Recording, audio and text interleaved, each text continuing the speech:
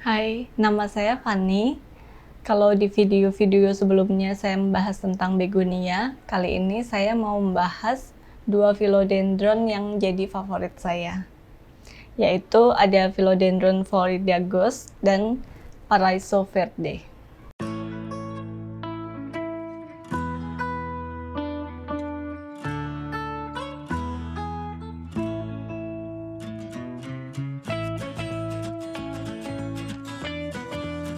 Persamaan dari kedua philodendron ini adalah keduanya termasuk easy grow, jadi gampang banget tumbuh, dan keduanya juga punya tipe batang yang sama. Saya sendiri sebenarnya tidak terlalu ngulik atau cari tahu tentang philodendron dibanding begonia ya. Jadi yang ada di video ini adalah dari hasil pengamatan saya dari dua philodendron ini. Yang pertama kita bahas dulu Philodendron Florida Ghost. Philo ini daunnya bisa berwarna putih atau kuning muda seperti daun baru ini. Biasanya di cuaca dan udara yang cocok, daun barunya akan berwarna putih atau cerah seperti ini ya. Nah, warna ini bisa bertahan agak lama kalau dia ada di lingkungan yang terang dan cukup sinar matahari. Terus cuacanya juga harus adem gitu ya, dingin bukan yang panas. Nah, biasanya akan banyak daun baru seperti ini kalau lagi musim hujan. Ini kebetulan di Tangerang Selatan lagi banyak hujan, jadi daun barunya masih bisa berwarna seperti ini. Tapi kalau musim panas, maksudnya musim kemarau, daunnya akan cepat sekali berubah warnanya jadi hijau. Philo Florida ini juga kadang suka menampakkan tanda-tanda menyerupai variegata. Tapi nanti lama-lama akan normal lagi jadi daun hijau seperti ini. Istilah variegatanya tidak stabil. Mungkin itu juga sih yang dinamakan Florida Ghost karena suka ngeghosting pemiliknya. Philodendron ini yang variegata namanya Philodendron Florida Beauty. Nah, itu yang variegatanya stabil dan harganya juga mahal sekali ya, mungkin sekitar 10 kali lipat dari harga yang biasa seperti ini. Philo ini tumbuhnya lumayan cepat kalau sudah cocok sama lingkungannya. Kalau baru dipropagasi ataupun pindah lokasi, dia agak lama sih adaptasinya. Waktu pertama kali dulu beli, ini baru ada sekitar 4 daun gitu. Terus baru nyampe sini, tumbuh daun barunya agak lama, mungkin sekitar 3 bulan nggak ada daun baru setelah itu. Tapi setelah mulai daun baru pertama muncul, habis itu cepat sekali rimbun dan sekarang udah seperti ini udah beberapa kali dipropagasi, kayaknya udah lebih dari 5 kali gitu. Begitu juga kalau dipropagasi, dipotek, awalnya dia akan agak lama numbuh keluar tunas barunya. Tapi kalau sudah mulai ada daunnya, itu artinya dia udah adaptasi dan dia akan cepat rimbun. Tipe batangnya seperti ini ya, jadi ada akar-akar anginnya. Ini cocok sekali kalau diberi turus lumut seperti ini karena dia akan menambah nutrisi ke akarnya. Jadi daunnya akan lebih sehat dan lebih besar. Sebelum saya beri turus lumut ini, daunnya sempat mengecil. Tapi setelah mulai saya beri turus lumut ini, daun barunya mulai berukuran besar lagi.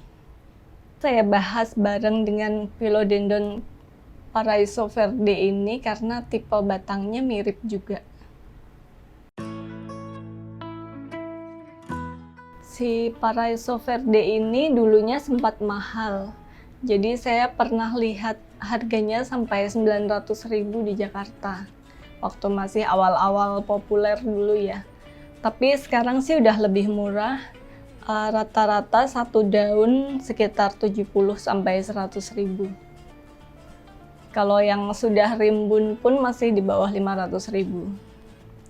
Ini waktu itu saya beli, tentu saja yang ekonomis ya. Saya cuma beli potekan dari teman saya, satu daun 100.000. Ini daun lamanya.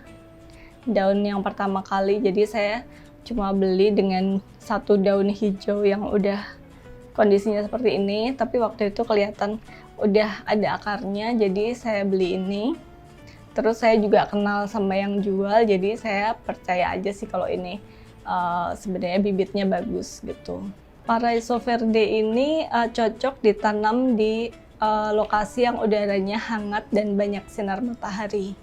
Jadi kalau teman-teman cari tanaman yang bagus, yang kuat di kota yang panas, ini bisa jadi pilihan sih. Konon katanya semakin terang, semakin menor juga daunnya. Makanya waktu itu saya beli daun hijau pun saya ambil aja, karena ya siapa tahu nanti bener ya kalau ditaruh di tempat terang akan jadi menor, dan ternyata emang bener sih.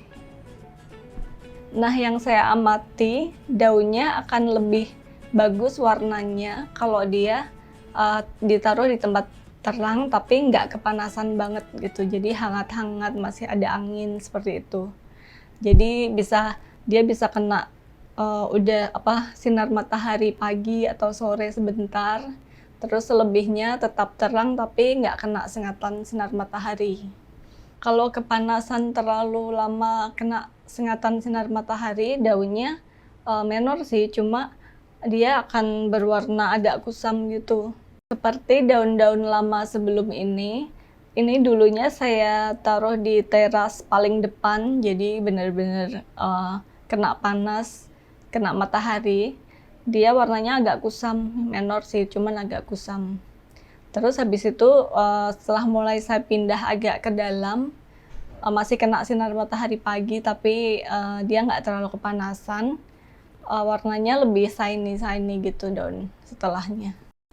Paraiso Verde ini tumbuhnya juga lumayan cepat, dan sama seperti Florida Ghost, kalau dia dikasih terus lumut, akar-akar anginnya akan lebih menempel dan akan dapat nutrisi. Terus terusnya jangan lupa dijaga agar tetap lembab, jadi minimal sehari sekali harus di spray. Selanjutnya untuk media tanam dan penyiramannya, sebenarnya dua philodendron ini nggak terlalu rewel ya soal media tanam. Jadi saya udah nyoba Florida Ghost ini dipropagasi dengan berbagai media tanam, semuanya masih hidup, masih bisa tumbuh rimbun juga. Sedangkan Paraiso Verde ini awalnya pakai media sekam mentah, sekam bakar, dan kompos. Waktu masih cuttingan satu daun itu baik-baik aja, terus setelah udah agak besar saya taruh di media tanam yang biasa saya pakai. Nanti ada di bawah ini apa aja isinya.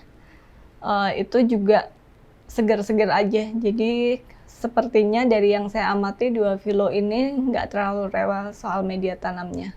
Yang perlu diperhatikan adalah penyiramannya. Philodendron ini suka media yang poros, tapi juga lembab, tapi nggak suka menggenang. Dijaga aja gimana agar media tanamnya bisa tetap lembab. Kalau ditanya seminggu siram berapa kali, sebenarnya itu nggak bisa jadi patokan untuk tiap rumah ya, karena kondisinya berbeda-beda.